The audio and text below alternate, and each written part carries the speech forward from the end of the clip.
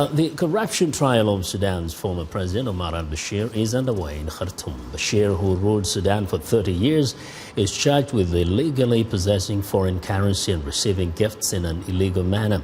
A detective testified Monday that Bashir told investigators he had received millions of dollars in cash from Saudi Arabia. Bashir's lawyer told VOA the former president is confident of beating the corruption charges.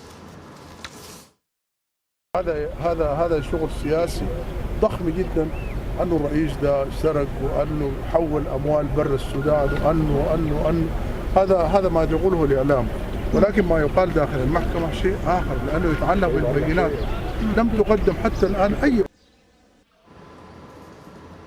Well, meanwhile, Sudan's military leaders and the pro-democracy opposition have named some members of the Sovereign Council that will lead the country in a power-sharing transitional government.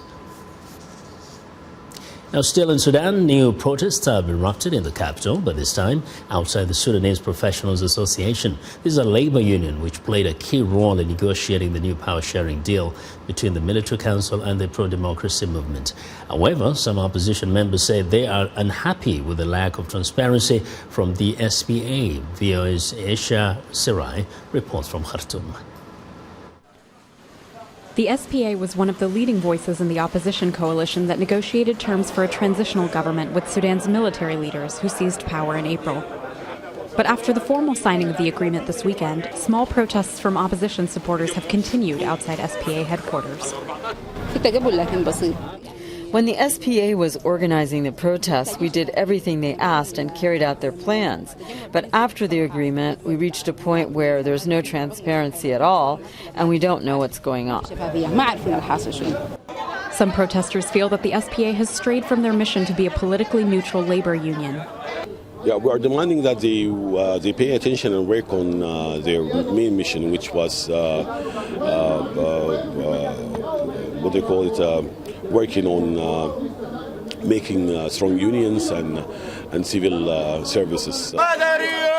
Additionally, many protesters have been pushing the SPA to fight for the punishment of military leaders presumed responsible for the killing of over 100 protesters in June, as well as tracking down a dozen protesters who remain missing.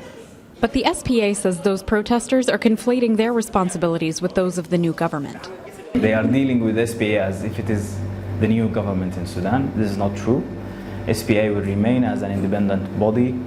It's true that it has very good links with, and it will have very good links with the new government, but it will never be the government. Still, the union says it welcomes the feedback from protesters. We have several protests in front of the headquarters of the Sudanese Professional Association, and we don't think this is a bad thing. We think this is the Sudanese people are practicing their rights to make the political entities and the entities that are engaged in the political process accountable to their demands. And to make good on his encouragement of the protests, Fareed and other members of the SPA often answer to them by meeting demonstrators directly, taking questions from them and making note of their demands. Aisha Sarai, VOA News, Khartoum.